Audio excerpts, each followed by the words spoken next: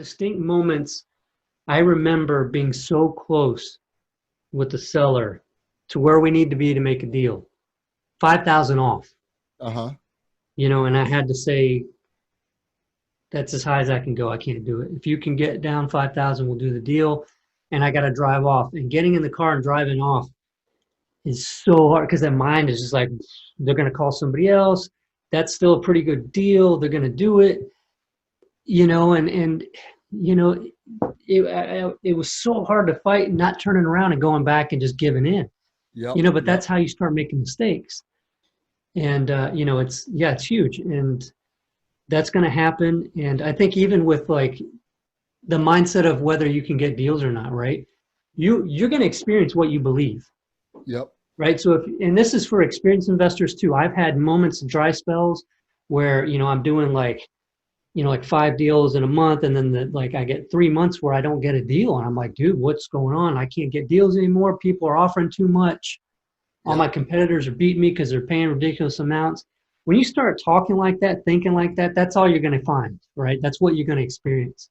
And you're right. It sounds like, this hokey, just positive thing. But man, there's like so much truth in letting go of those thoughts and being, you know what, I'm going to get a deal this week. I know it.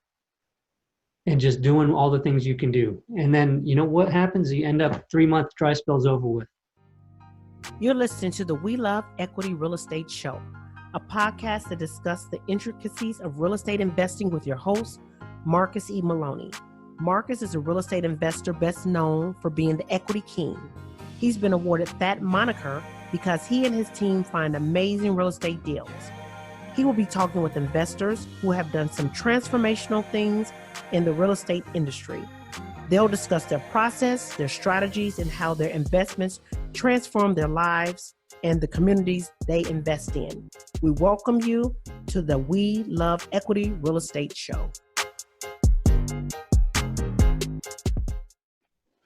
Hello, We Love Equity Real Estate family. How are you guys today? I'm excited about today's episode. Today we have Danny Johnson. If you guys are unfamiliar with Danny Johnson, you must be hiding under a rock somewhere. He is the creator of Flip Pilot. He has the podcast Flipping Junkie. He's been doing things since 2003 in the real estate space. So if you are new to Danny Johnson, welcome. Thank you. You will have an earful of content on today. So, Danny, welcome to the show, man. Welcome to the show. Thank you. I appreciate it, man. I'm really happy to be here. All right. So, Danny, like I said, he's from San Antonio, Texas. He's a Texas boy. He's been doing fix and flips and all kind of stuff. He has software, things like that we'll get into. But Danny, kind of take us back, man. I know you started in 2003. Take us back. How did you get started? For our novice, our people that's just getting started, how did you get started? Who did you follow? Kind of take us down that track. Yeah, sure, Marcus. So first, I just want to say I think it's kind of funny because we were talking right before this and you're saying, I asked you about a recent deal you did. And you knew that I had been out of the game for a couple of years, as I was focused on the software and, my wife was running the flipping business. And so just, I don't want to go too far back into the archives. Okay. Good. So I thought that was funny, but anyway, but yeah, I'm getting back into the business. So it'll be fun to talk about that because getting started again, after being out for a couple of years and so many things have changed, I think it's a cool thing to be back in that position with the experience that I've had before. It's been pretty fun. It's been interesting dealing with different fears, but still dealing with some fears, that so people listening out there, I think will get a lot from it. But getting started the first time, back in 2003, I think my father had some tapes in the garage from, and it may have been like Lonnie deals or something like that. Okay. I think it was like the mobile home deals or some sort of. Yeah. Now those are archives, Danny. Yep. But you know what? that information that was taught then is still relevant, somewhat relevant today, so that's kind of one thing that I tell people is that, hey, you can find an old Ron LeGrand or an old, cassette tape, Yeah. from back in the 80s. Some of the things are still relevant, today. Yeah, marketing strategies may be a little bit different, but putting Right. these deals under contract and talking with sellers, not too much have changed. Right. No, I agree completely. And really what most of it boils down to is buy low, right? I mean, Yep. that if you do that one simple thing, like you're going to have several different ways you can exit a deal, all that kind of stuff. But anyway, yeah, so I didn't really get into that from that. That kind of scared me actually watching those. I was like, this guy's doing cold calling, all this stuff. I was like, that's not for me. I can't, he was trying to put together all these super creative deals. I was like, I just got confused. Gotcha. And I just like things a lot more simple. And so I didn't do anything for about a year, but then I started looking for a home for myself. So I was looking for a HUD home, because they allow you to a lot of them, you can, buy the house before investors have a chance to, because Yep. you're going to live in it. So I got a great deal. It took me like 9 months though, but I found a great deal and that became my first deal. And while I was doing that one, I was listening to a bunch of Ron LeGrand stuff. Man, I just love his stuff. It was just so good, and he's still teaching today. He is. Um, He is. but it's just like super great stuff, and I still hear his voice sometimes in some of the stuff that I'm doing. It's like if something about like if never pay Mayo, never pay Mayo, and I find myself all the time wanting to go over Mayo, and I'm just like I hear never pay it, man, don't pay Mayo, and then I got to So tell us for those who don't know what's Mayo, so they understand kind of where we're coming from. So Mayo is maximum allowable offer. Yep. So you determine beforehand, before you get to an appointment, for a seller, pretty much what your maximum allowable offer is going to be based on, what you can sell it for. And, obviously the unknown is how much it's going to cost to fix it up. Yep. But you should already have everything but that. And so once you're there at the house, you figure that out and you put that into the calculation. And then you've got your maximum offer. You should never go over that because it can be tempting. And it is really tempting. When you're looking for that, you don't have a deal for a while, you start messing with the numbers. And as I've been getting back into this, I find myself doing it. Well, what if I went to 80% instead of 70%? All that kind of stuff. Yep. So let's talk about that, Dan. Starting back over, because you're a seasoned investor. You took a hiatus because you're a software developer and you develop great software for us real estate investors. What are some of those fears now that you're starting over that you have to get over that, you faced probably back in 2003 or didn't face in 2003? Because I know that's one of the main things that people starting have is the fear of the unknown, or the fear of, what if I get a property under contract and I get the numbers wrong? What if I underestimate the rehab costs? What if I can't find an end buyer? What if?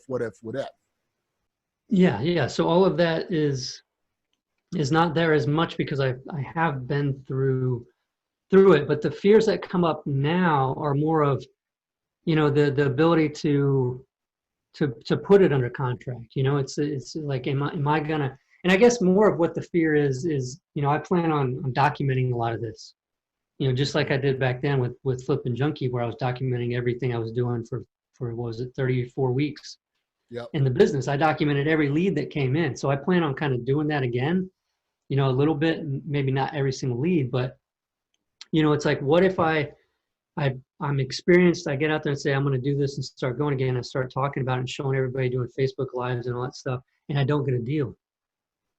Gotcha. That fear of not getting the deal, and it's there. It's like crazy, because I've done hundreds of deals. So why would I even think I wouldn't get a deal? But the fear is there. Yep. And it's weird remembering what that felt like back then too. Is like you have that fear that you're not going to, even after you get a deal, 2 deals, 3 deals, the fear is that you're going to stop being able to get them. Right? Yeah. When you got to move to full time, that like, oh man, like what if things change? And that's one of the biggest things. I was actually reading a book this morning, and it's The Power of Positive Thinking by, I think it's Norman Vincent Peale, if I can remember. But that's one of the things is our brains are automatically set to default to the negative. What if the negative happens? What if the negative happens? And we have to reprogram our thoughts to, the positive. I'll give you an example. We're working on a deal right now. We made the offer to the seller, sent over the contract and everything like that. And the seller flat out told us, this is a trying situation. It's a trying time. It's going to be, just bear with me, be patient with me. But me in my head, it's like, okay, we sent the contract a week ago.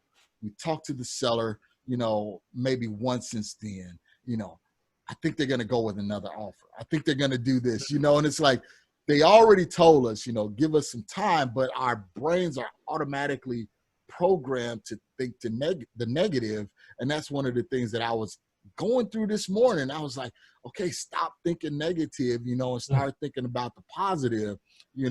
Hey, maybe, the family member passed away. Maybe they're getting funeral arrangements together. Maybe they doing, this, or maybe they're trying to box up the house and everything like that. But immediately I'm thinking, okay, well, somebody else is going to get the deal. Do I need to raise my number? Do I need to go over my MAO?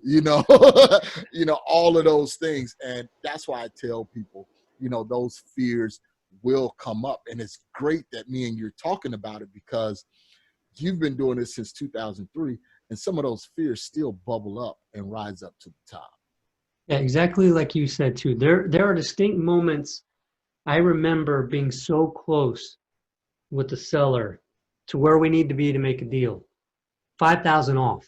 And I had to say, that's as high as I can go. I can't do it. If you can get down 5,000, we'll do the deal. And I got to drive off. And getting in the car and driving off is so hard, because that mind is just like, they're going to call somebody else.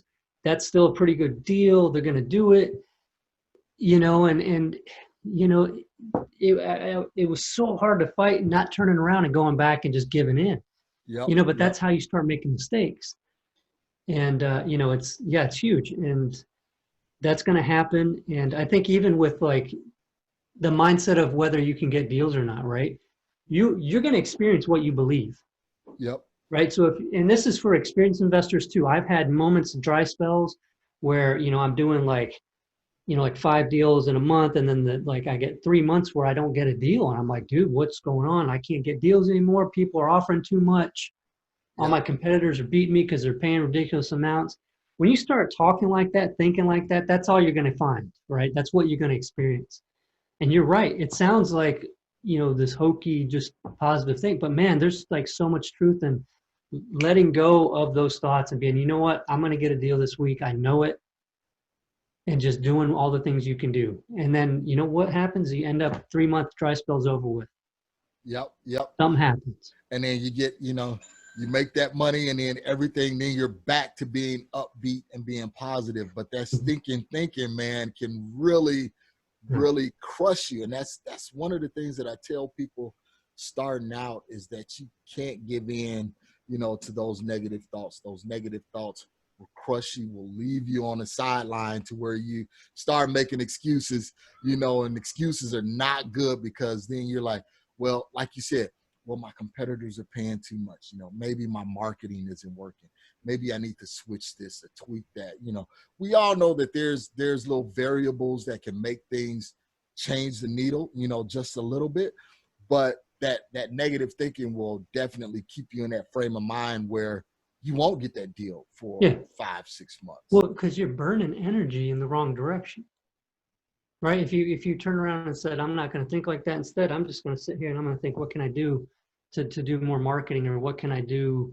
You know what I mean? It's just like work in some other direction. Because I think in the times in the past when I've gotten into those places where I was thinking like that, and a lot of times I didn't even realize I was doing it. I'm not even paying attention. And then one day I'll be like, oh man, what have I been doing? But I think some of that is just laziness, right? Like it gets to be this cop-out laziness thing where if I believe that, then I'm off the hook. It's not my fault. Something else outside of me is what's affecting all this stuff. And to just own up and be like, I'm still, what worked yesterday might not work today. I've got to stay on top. I got to keep going. And yeah, so it's huge. Yeah, you got to use that ingenuity. So guys, just kind of sharing with Danny, you know, let's just say for example, you're in San Antonio, I'm in Phoenix. Both markets are very, very competitive. Both markets are very, very high. So what we were doing 2 years ago, 3 years ago, as far as crushing it and killing it with direct mail, is not necessarily working today. So how do you pivot and know when it's time to change? So this is one thing that I want to challenge you on, Danny, is when you're documenting, you know, what you're going through as restarting as a real estate investor, documenting those thoughts of when it's time to pivot or when it's time to change, you know, how are you feeling during those times? Because the psyche and psychologically plays a lot with how quick you move. You know, it goes back to that analysis paralysis. And what I tell people is that, yeah, you can analyze it, but once you start over analyzing it, that's dropping into that fear bucket. You're over analyzing it because you're scared, you know, to pull the trigger. Either you're going to say, yes, I'm going to do it, or no, I'm not. Well, and I think, you know, and I think that's the biggest difference. Like I've matured emotionally, mentally, you know, since way back then. And, you know, much more aware of everything that I'm doing and why I'm doing it and all that kind of stuff. And so I think, you know, from when I did Flipping Houses Exposed back around 2010 to doing it again now, but in a different way, you know, I feel like I'm going to be a lot more honest about what I'm going through, you know, and just like, man, I'm struggling with just like, you know, doing this, or I'm having a hard time with my contractors and, you know, all that kind of stuff. But just, you know, like talking through some of the challenges and struggles of the fear thing. Cause yeah, your point there is huge because yeah, I hear so many people talking about, well, I don't have a source of money for a deal. Yep. I don't have money, so I can't do a deal. I can't do marketing because how am I going to buy it? I don't know enough about real estate to go in and talk to a motivated seller. I don't know all this stuff. And it's like you said, it's not the problem. That's all surface level stuff. And my good friend Don Costa, I think you're friends with him too. Yep. You know, we had talked about this recently. It's like most of the things that people are struggling with is surface level, and it's not really the problem. The problem is underneath. It's the fear, you know, and that's just the thing to label it because you don't want to, and we don't, none of us want to like say we're afraid, right? Yep. Yep.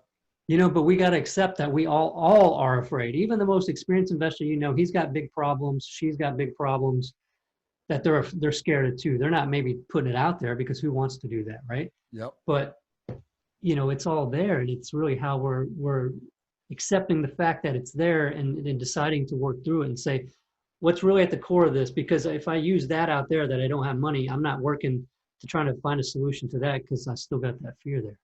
Yeah.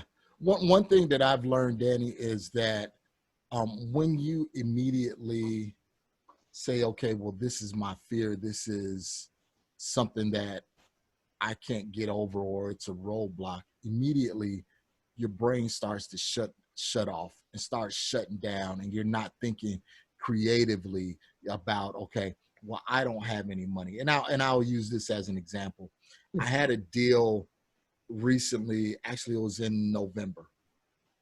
Sweet deal. I didn't even know how sweet it was until I physically went and visited the seller. I had been talking with this lady, and we had made an offer on a property, and the property was, ARV was like 175. Made the offer at like $50,000. And she was like, well, my property is in really good condition, so on and so forth. And I share this story because I always tell people, you know, it was just amazing how it happened. And I told her, you know, your property is in that good of a condition. Why don't you just list it with a realtor? You know, because my offer is going to be significantly below market value, you know, and I'm not here to try and steal your property. I'm trying to help, you know, homeowners that's in some sort of distress. Well, I left it at that. 3 months later, she gave me a call and she was like, well, you know what? Things have kind of changed. I really don't want to work with the realtor. I just want to sell it to you. You know, and I told her and I reiterated, I said, well, my price hasn't changed. You know, if anything, 3 months later, it probably went down a little bit. You know, I said, well, let me just come by and take a look at the property. Went and looked at the property, Danny. It was so clean, I could lick the floors. honestly. Needed some minor updates, but so clean, so meticulous. She kept everything, really, really clean to where we signed a contract and I immediately wholesaled it. I put it right back on the market for $150. So got it under contract for $50, put it right back on the market for $150. The only thing I had to do was update the electrical because we had a buyer that came in and they did the inspection and noticed that there was some faulty things with the electrical. So we put $5,500 into the electrical, and we sold that property for $149 was the final price. But I couldn't. Where I was going with this was I didn't have the money at the time to take the property down. So I was talking with my attorney. Lo and behold, I said, "Hey man, I got this deal. I know I can wholesale it and make $30,000 easy, but I'm like, it's so clean. I can make nearly $100,000." And he was like, "Well, send the pictures over to me." He's the attorney that does all of we do all of the deals with. He said, "Send the pictures over to me." I sent the pictures over to him. He was like, "Look, I've been doing deals with you for so long, X amount of time. I'll fund the deal." Yeah. So it's things like that I tell people is that, when you get out there and just take the action, things will start to materialize and will start to come to you to where I didn't have, the $50,000 just sitting aside at the time, and I could have went and did a hard money loan and everything like that. But he came to me and was like, "Hey, I'll fund it for you." So now I have a private lender, private capital right there in my own team that I knew nothing about. Yeah. It's a perfect example here, right? Because and I only know this because my mind is doing it. You say that, and I can imagine because my mind is saying it. Well, that was your situation. You had this smoking deal and an attorney you've been working with. I don't have that. So it's the same thing. So if you're listening to this and that kind of stuff is going through your mind, that's the stuff that you got to pay attention to and get out. Just ignore and say that's not true, because that is the excuse to not put your phone number out there saying you buy houses. Because what do you do if you get that call? If you get a call, getting started again and thinking through whenever I got started, I was so scared of putting my phone number out there. I put the bandit signs out and I felt so weird because my phone number was up on poles around the town. It was freaking weird. Yep. And I didn't know what the hell I was doing either. So you get the call, and I looked at those first ones though as, I went into them thinking, there's no way I'm going to be able to buy this. I don't know what I'm doing, but this is practice. Yep. So I took all the pressure off myself. I'm going to go. I'm not going to think through anything other than I'm just going and I'm going to see what it's like. I'm going to find out what I don't know. When they ask me something I don't know, I'm going to tell them I don't know. I'll find out and I'll get back to you. But I'm going to know next time. Yep. And that took a lot of the pressure off. So, yeah. Anyway. And those are some key things that you said, and that's kind of how I went into it too. It was just get out there and do it. So what? I learned from I spoke with Jay Massey about a month ago, and he told me, he said something that was very key. I never thought about it, until he brought it up. He was saying that pride and fear was too expensive at the time. When you're starting out and you have literally nothing, you can be prideful and you can be fearful, but what's more expensive, that pride and that fear, or really learning? So what he was saying is that at the time, pride and fear was too expensive. I had to just pay it forward and make the mistakes and do whatever I had to do in order to get through it. And he pushed through it, so that's kind of what you're saying, Danny. And that's what I want the listeners to hear, is that when you're in that position where it's like, okay, it's do or die, I need to either do this, or get off the pot and go and just get a job. You come to that point where you're at that fork in the road. You either got to do it or not. Yeah. Yeah. And I don't know, it feels kind of weird saying this because I don't say it that much publicly, but over the last year, like I've been doing a lot of stuff with Buddhism, and I think it's just amazing because it makes you really aware of what's going on. And most of us are walking around ignoring what we're feeling, what's going on. And so it's really cool to do that. But the thing, it's like the antidote to a lot of this, right? A lot of the antidote to a lot of this stuff with fear is curiosity. Yep.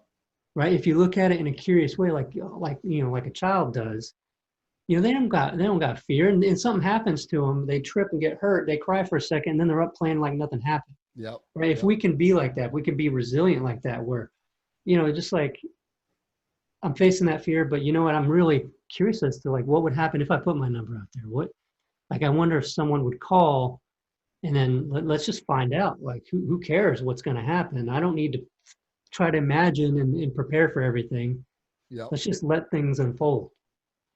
Right. And so put the numbers out there, put those bandit signs up if you can in your locality, if you have to get permit or whatever. But yeah. Yeah. And that's very true. And it's very key. I mean, like I said, I didn't even expect this conversation to go down this road, but it's great that it is, because we have listeners here that's dealing with this, and they're in a conversation with two experienced investors, and then one that's starting over, that's going to be rebranding, going to be redoing everything, starting back over. And sometimes those fears are still there. Yeah. Like I tell people, still when I pick up the phone and I'm going to make a call, sometimes I still get, oh boy, what if this seller, don't accept my offer, so on and so forth. But you have to get over that, guys, and you have to just push through and go forward. So Danny, kind of switching gears, what are you thinking, going into this restarting as a real estate investor? What are you thinking as far as your marketing? What marketing approach are you looking to use? I know you're a tech guy, so.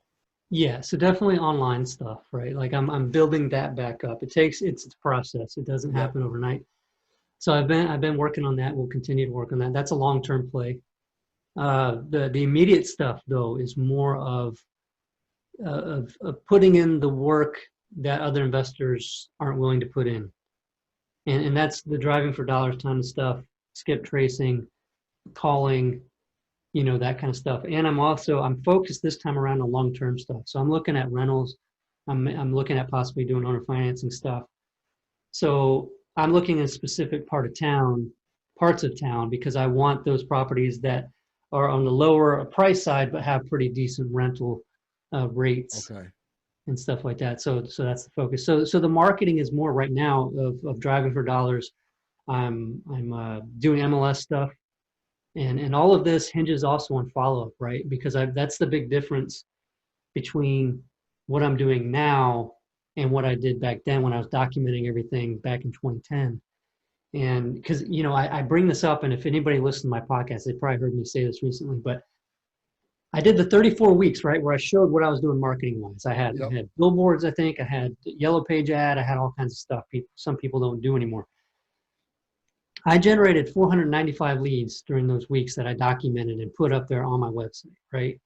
And I showed I did all these, got 495 leads. Guess how many deals I did out of that? I think it was like 11 or 13. Wow. Okay. Yeah, right? Like it's still 34 weeks doing 11 deals. It's still, you can live a decent lifestyle that way.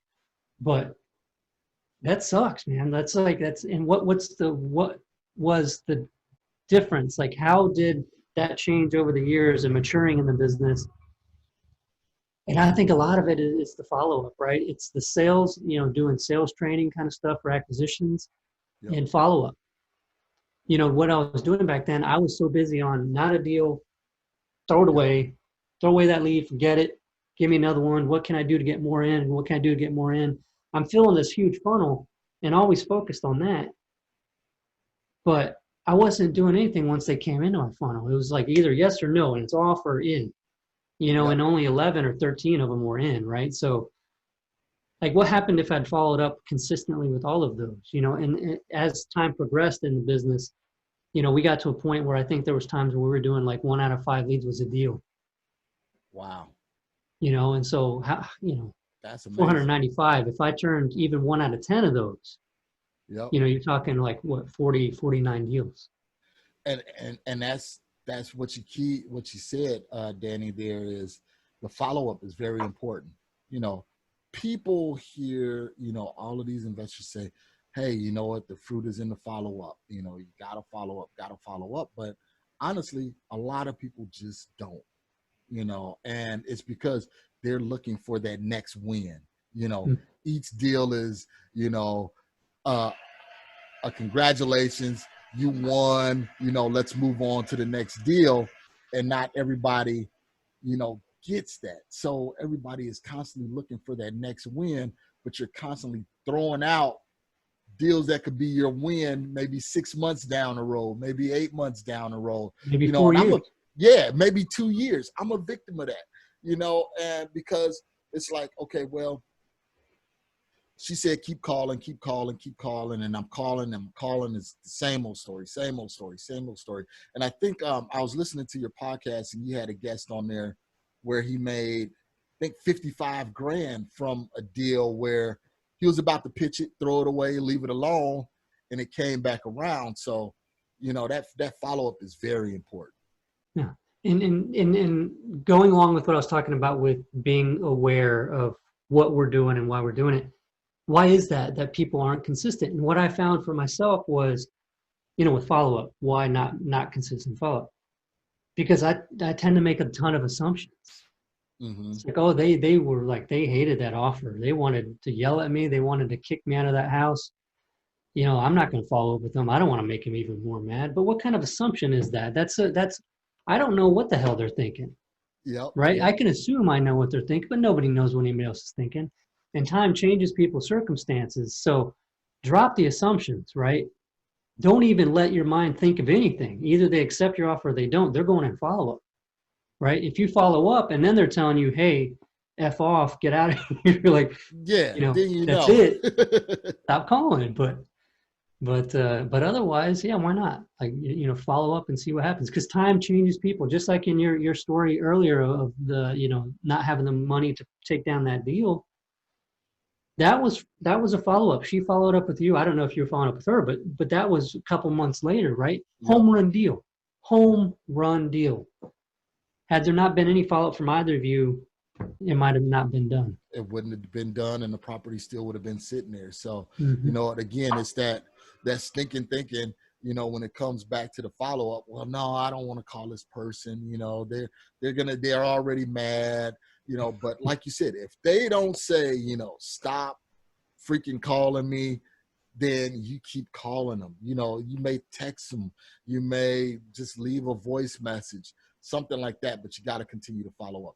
But one thing I do want to applaud you, Danny, is just being humble enough and being willing to be exposed enough to say, 2003 all the way up to, 2012, I was doing all of these deals. I was doing everything and I stopped, and now I'm starting over. Not many investors are willing to say, I got to start over, because they look at it as some sort of failure. Just kind of walk us through what you're thinking. Yeah. And actually that was like, over. Yeah, I hadn't been involved since maybe 2017. So we had started growing the company. My now ex-wife and I, had started that company and built that company up, and we got a team together so that I would be able to be removed from it, so I could focus on software, and then she could just focus on that. And so that was why I moved away from, so I could just focus all into the software. But I still felt like, my identity was good. Like my identity was wrapped up in real estate investor, right? And now all of a sudden it's not. It was weird. It didn't feel good, right? And then going through the divorce over the last year, which, I did a podcast about, but, I realized it was like splitting up assets, but it's like, man, like most of the wealth here is from, long-term properties, it's like stuff like that. So that's what I'm doing now, so it's like, man, this is crazy. Had I kept doing that, collecting rental properties and stuff like that, like, how much different could things be? And so it's like, well, why not do it again? Why not go back in and start doing more of that? So that's what I'm doing. Yeah. So I'm excited about it. Good, good. So what's your goal with the rental properties? You know, is there a certain target you're trying to hit? You know, is it a certain passive income number, or is it a certain number of properties? Kind of what's that goal? Yeah, and I'm going to be sharing that too, and mapping out, because I want to show like what's the process here, what's the thinking, and you're right, that's where it starts. It's not just one guy want to buy rental properties. It's Yeah. you know, what's the goal, because that could take 2 years. You're not really trying to hit anything, so you can't reverse engineer. I want to buy rental properties. You can reverse engineer, just like you said. What's the goal? Is it passive income level? And I wrote it down, and I'm finalizing what that means. But I think it's 10,000 a month. Okay. Okay, in rental income that I'm looking to pick up, and so I'm going to reverse engineer that. Say how many properties at average rent in these places I'm looking is that going to take? Okay, and then how many leads is it going to take me typically to get each one of those properties? Yep. And then I got a number of leads that I need to get to the 10,000 a month, right? And then it's a focus of getting that many leads. And so all the numbers I use, the estimates I make as far as number of deals per lead that I get, you know, or leads to make a deal, you know, are going to start out not so good, right? Maybe Yep. 1 in 10 leads, 1 in 15, because I'm rusty, right? Right. But I'm going to set those benchmarks up, and I'm going to measure, right? And then I'm going to say, okay, I'm getting enough leads in. This is what I wasn't doing that time before, right? When it was documented, it was just more leads. Now it's, okay, I'm getting a right amount of leads in. I need to shore up the deal putting together part, you know, or look at and say, okay, well, these are just like dead from the beginning, dead on arrival deals because there's no equity or whatever. Yep. Change up some of that marketing. But I'm going to find the places, okay? So if I'm putting under a contract, but something's happening, you know, I know where in my business I need to focus, not just always on the front end because my back end's so messed up. And I don't even realize it because I'm not looking at it. So it's like, you know, who is it? Greg Dickerson, you know, good friend Greg Dickerson would always say, you know, what's not measured can't be managed. That's true. If you're not measuring it, you cannot manage it. You have, and this is like, I think when I was beginning, I think I heard some of this stuff, but I felt like it was not necessary, right? Like I was like, well, the volume's not there to do that. Yeah. No. You know, the volume's not there. It's a perfect time to be doing that. Yep.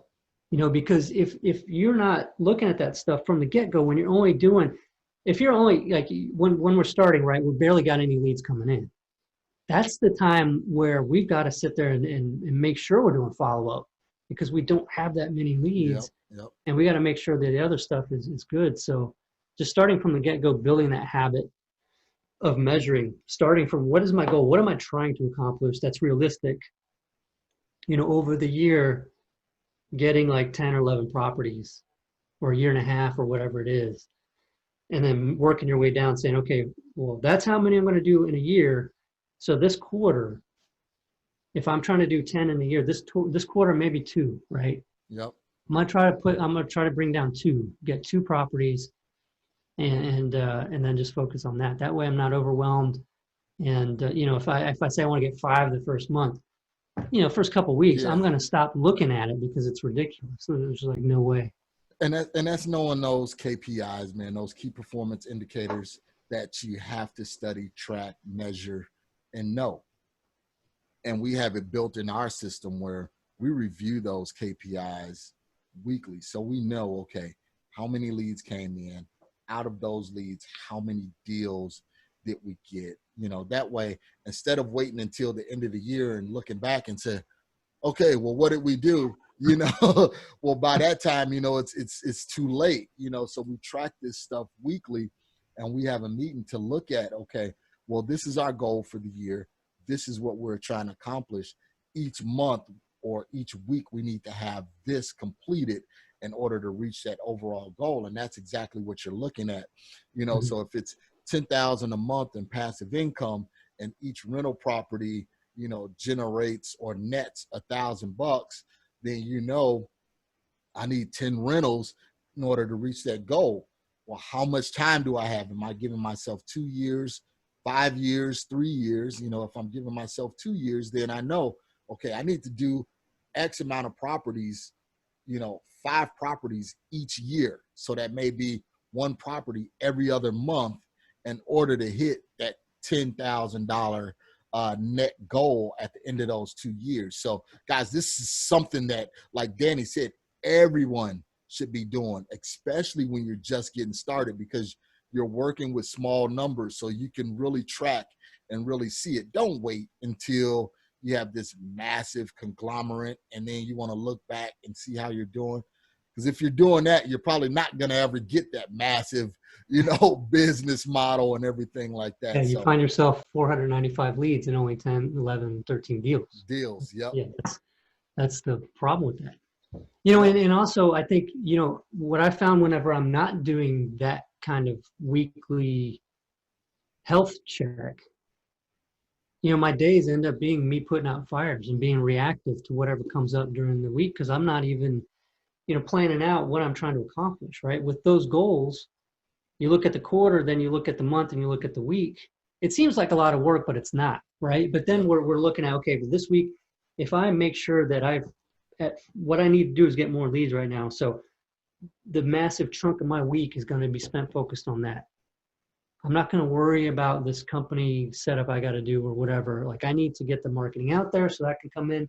And then when I get that done, I can go and work on setting up my company or whatever, that I need to do, or whatever other busy work you've got, And, one of the cool things about all of this too is that, it's like seeing exactly as an active real estate investor, what I need when situations come up is making a big difference in what we're doing with the software. Because I'm like, I find these moments where I'm like, man, I wish I could do this. Mm-hmm. That I would have never imagined had I not been experienced that for myself. Like, I got, all this kind of stuff happening. And so right now in like Flip Pilot, we're building out that KPI stuff. So I don't have to figure out the number and put it in somewhere in a spreadsheet. It's real time. It just shows me. I just log in, I can see.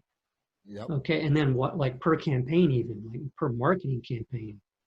And just, I can see my numbers. I can see my KPIs week over week, see what the trend is, and know what needs to be tweaked. Absolutely. And that's what, guys, there's a good book, and I'll mention it, is 7 Habits of Highly Effective People by Stephen Covey. And basically what you said there, Danny, is first things first. You got to focus on the first thing first. And what we tend to do is say, okay, well, we got this massive goal over here of 10,000, past $10,000 a month passive income. We're focused on that $10,000 passive income, but we're not focused on, these little things that need to be done that leads up to that. So guys, stay focused on the little things, critique the little things, watch the little things, and those things will mount up to become big things. So real quick, Danny, we're going to take a break and hear a word from our sponsors. But when we come back, I want to talk and touch on your software, talk about Flip Pilot, and then we'll go into our hot seat questions. So real quick, we'll be right back. We'll hear a word from our sponsors. PropStream is the industry's #1 tool for locating distressed properties and connecting with highly motivated sellers. With 100% coverage across the U.S., PropStream provides a deep dive into any property's specific details, making it easy to generate lists of distressed properties and contact to the owners. No other product or service can compare. Gain access to MLS property details like expired listings. You can pull accurate comps, even sale prices in non-disclosure states. This information is typically reserved for licensed real estate professionals, but it is also available to you in PropStream. Gain access to unlimited nationwide property search, comparable home sales, targeted marketing lists, and owner contact lookup, built-in marketing tools, hundreds of filters to search and sort leads. Start your free 7-day trial now by going to proud.propstreampro.com/WeLoveEquity. Okay, guys, I have Danny Johnson from San Antonio here. He is an active real estate investor. And the good thing about it is he is restarting his business. So you are in on a conversation of a real estate investor that stopped, focused on something else, but now is reigniting and refiring up that engine to go back into real estate investing. So there's key things that Danny has talked about, that will help you if you've never done a deal, if you've never got started, and speaking in terms of marketing, mindset, framework, business structure. So Danny, now that we know you're back to doing deals, tell me about this platform that you have and share with us, Flip Pilot, as far as how you're monitoring your deal flow and structuring this, CRM.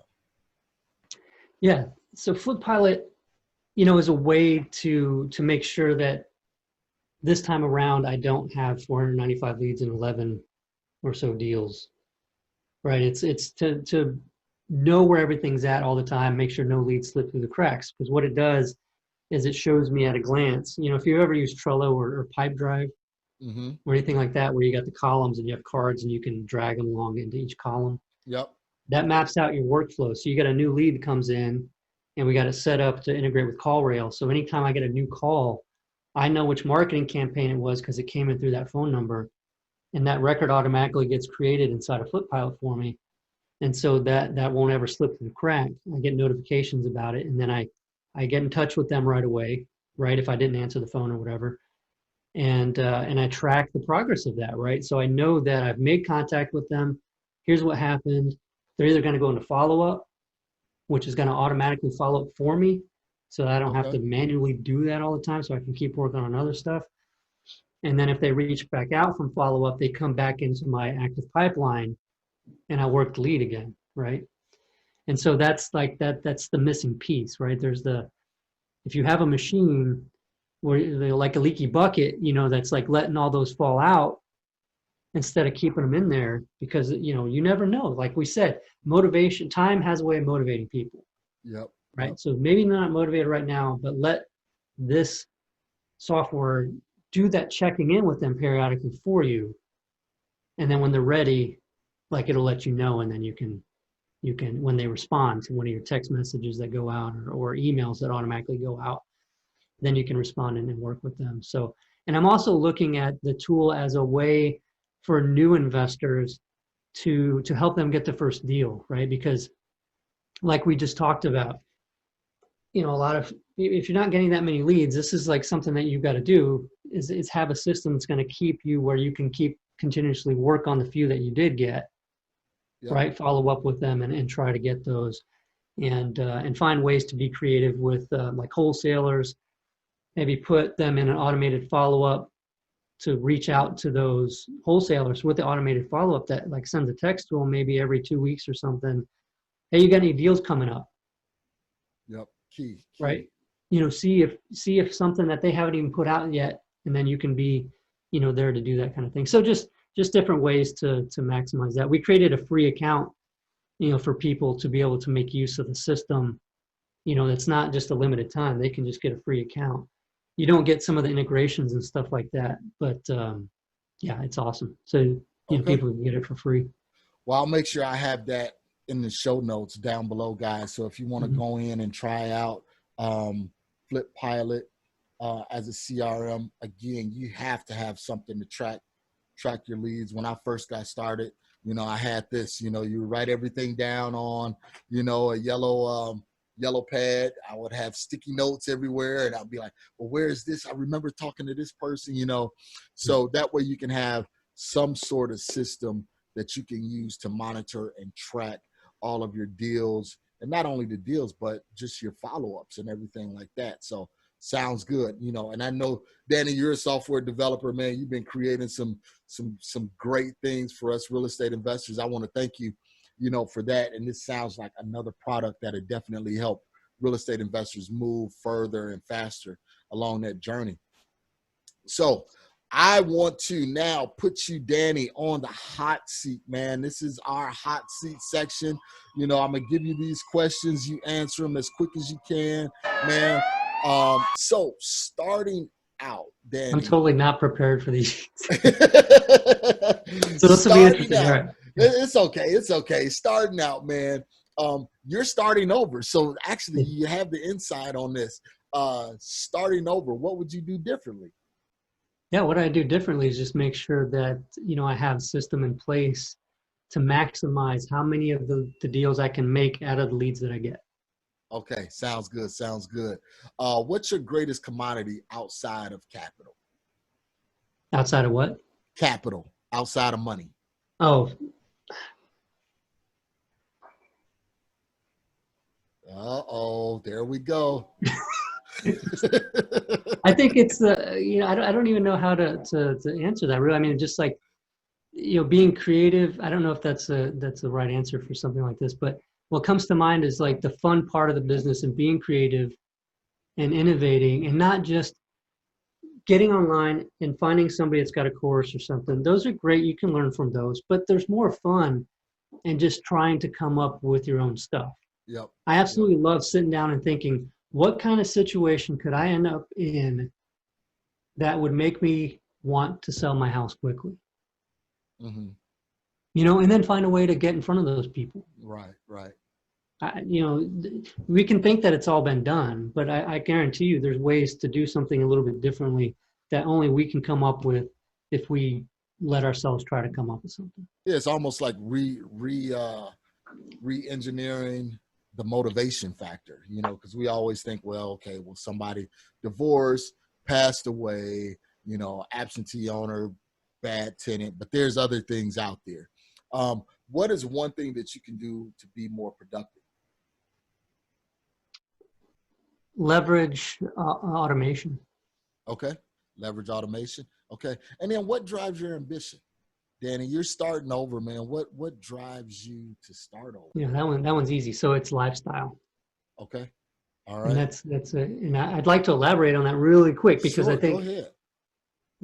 The first time around, it was lifestyle, and then it became this like, got to build the business up, scale it, right? Nail it and scale it. And I became unhappy. Like, I became obsessed with scaling. And then the lifestyle and the happiness and all that stuff was some future point. And it's like, this time around, it's like, no. I'm going to have the lifestyle while I do this. Right? Because it is possible. Good. And that's, it's huge. Yeah, because most people, and I'm the same way, I kind of focus on, okay, I got to do this. I got to make it better. I got to tweak it. And in the process, constantly focusing, and I'm thinking about that, where life is going past, life is going by, and I'm not happy, because I'm trying to figure things out. So guys, keep that in mind. Enjoy the journey. I always say that. And that's one of the reasons why I say that now. Enjoy the journey, because, you got to have fun doing this. You have to have fun doing this. The Joker said it so great. Why so serious? Seriously, yeah. All right. And what's the latest business book that you've read, or real estate book, man, that kind of got you fired up and got you going? Oh man, there's so many of them, but what comes to mind right now is Profit First. Okay.